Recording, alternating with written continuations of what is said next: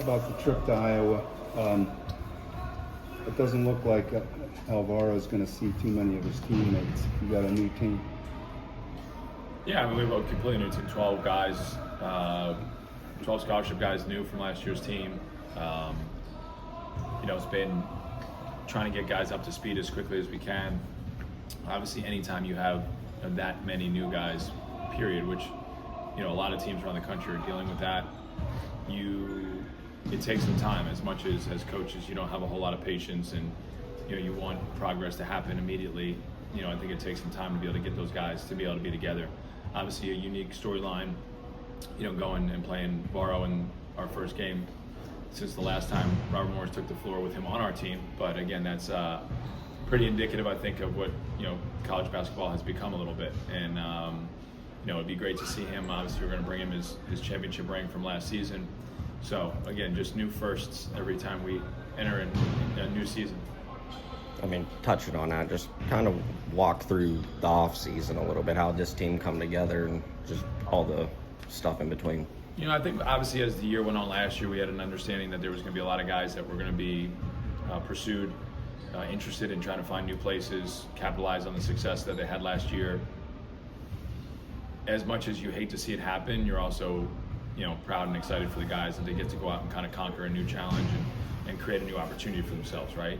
I think all of us in whatever line of work that we were in, if we work really hard and we do really well and new opportunities are presented, it's hard not to at least investigate those and figure out if there are better situations than the one you currently have. And so, whether it was Varo, Mar, Josh, DJ, Cam, like all those guys, they earned opportunities to make those kind of decisions. And, we were sad to see him go. We enjoyed coaching him. We enjoyed being around him every day. But this is kind of what it is. And so, we had to focus on the things that were going to make our program successful. And we had to go out and try and replace a lot of those guys. Some of those guys are hard to replace. And not necessarily just from a statistical standpoint, but just a personality standpoint, right? A competitiveness standpoint. And you try to do that as best you can in a short amount of time. You're trying to recruit, understand, figure out guys in weeks instead of months or years like recruiting used to go. And so we were able to get a new roster. I think we tried to on paper fill a lot of the voids that we lost. And then those guys got here in June, and it was immediately trying to get to work in terms of building the camaraderie, building the togetherness, having them understand offensively and defensively what we need to do to execute to be successful. And unfortunately that takes time. You wish it would take less time, but it takes time, and you have to be tested, you have to go through adversity, you have to go through some tough things. And I think even as you look back at last year's team, sometimes you get revisionist history because at the end of the year everything was clicking. Well, it didn't always click all year, and it took some time, and we had some tough performances, and we had some ugly showings, and I think you forget some of those because of the end of the story. So we're just going to try and coach every day, asking these guys to bring energy every day, to learn every day, to try to improve every day. I think a lot of coaches around the country are doing something very similar, and then trying to see how that stacks up when we get on the court on Tuesday. But did the process seem a little easier or smoother to put a team together this year? No, I mean, I don't think there's, we're all trying to learn a lot of the different rules and regulations as they're being put in place. So I wouldn't say smooth is part of it. I think anytime obviously you have a successful season, that can help you attract the interest of guys that can maybe create easier conversation. But to get them here, to get them adjusted, to get them together, it's never smooth, and a lot of coaches have echoed this. It's also pretty challenging after you come off a season. You come off a season and you've kind of invested everything you have as a coaching staff into that season, and now you have to rebuild an entire roster. That's certainly something that's new and different here in these last handful of years, which doesn't give you a lot of time to reflect and do some of the things that you needed to do or that you would do previously when a season would finish. I know some turnover was basically guaranteed in this year, this era of college basketball. But was there a point when you realized, oh crap, like we might have to replace pretty much everybody? Yeah, January 1. I mean, I think you get to January 1 and you start to evaluate, for good or bad, why, if guys are going to be back or not. And you start trying to have conversations because you're probably halfway through the year, you're getting a conference play, your rotation's kind of set. You have some guys at the end of your rotation that like those guys are gone as soon as the first opportunity allows them. And then you have guys that, as they start to play well and do better, you're reaching out to different people to have conversations. And I think everybody's pretty much straightforward. There wasn't anybody that walked in that was like, I can't believe this guy's doing this. So-and-so told us that there was no chance he was leaving, and then all of a sudden he walks in and says he's out.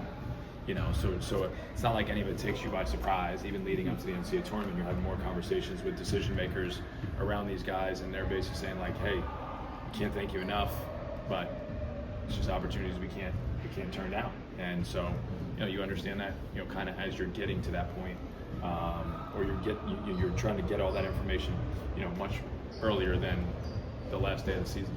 How much pride can you take in where some of these guys ended up, like Iowa, the USC's, like those are legit places? Yeah, I mean, we've had guys that have left here and gone to Clemson, Nebraska, Georgetown. I mean, we've had guys that have done that for 15 years, and so, obviously it's a compliment to them and to what they've done.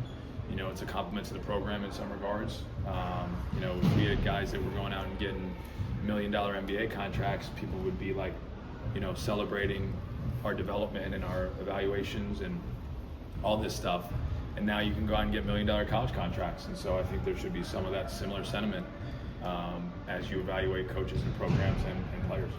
Kind of going off that, I mean, how big was it to bring somebody like Ryan back? Not just anybody, but somebody that played a big role in last year's team.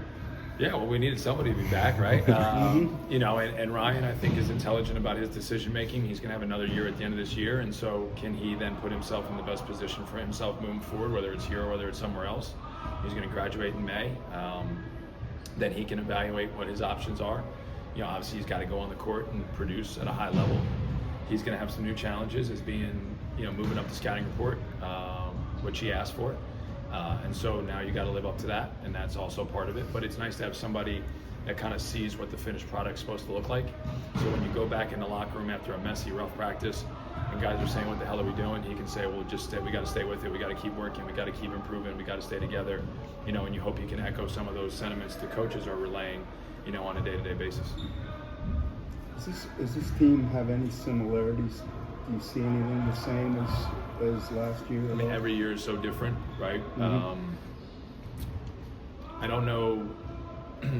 I don't remember what I thought of last year's team at this point in time. So I'm kind of like just ingrained in what these guys are doing.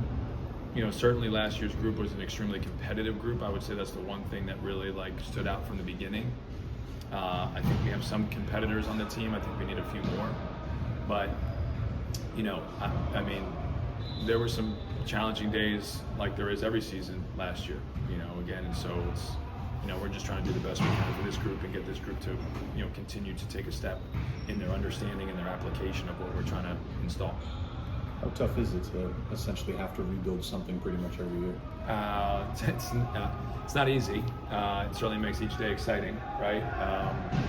And I think it's, you're constantly just trying to think of different ways to get your point across, different ways to get one more guy on your side of the fence, right? One more guy to just tip the scale onto, an understanding. Because as much as, we'll sit there and say to them, all right, well, you chose to come here. They did, but everyone still kind of comes in with 1 foot in and, trying to feel it out a little bit. And I don't think that's I think that's more the norm, right? That people are a little bit not completely trusting, just walking through the door with open arms, right? And so you're constantly trying to build a case why this is going to benefit them, benefit us, why this is the way we do things, right? If you stay in practice, you'll hear us probably say at some point, okay, that's what you did at your other place.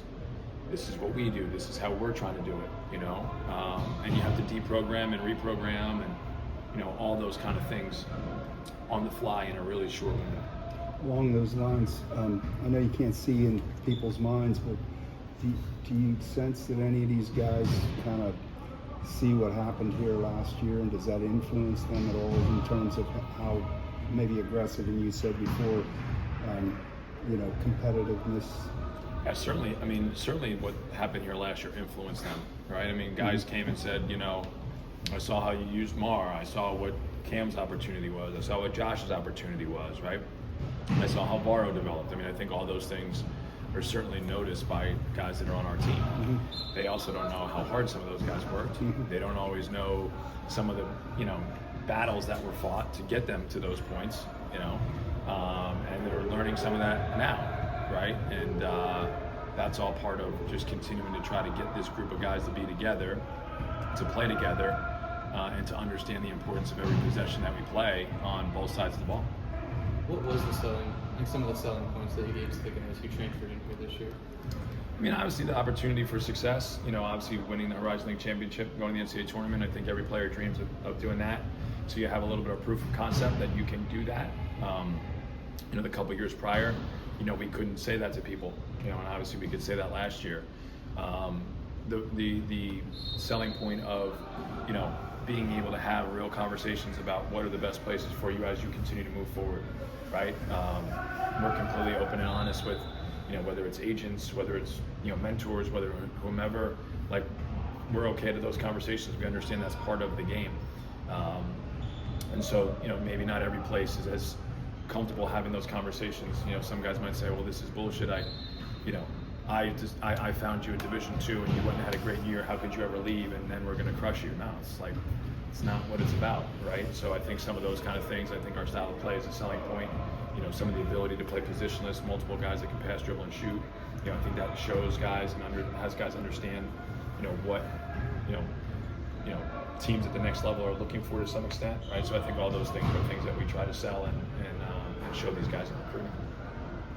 How's the transition process been for the JUCO and D2 guys on the team? Would you say that they're sort of faster or slower compared to when Jocko and Dickerson?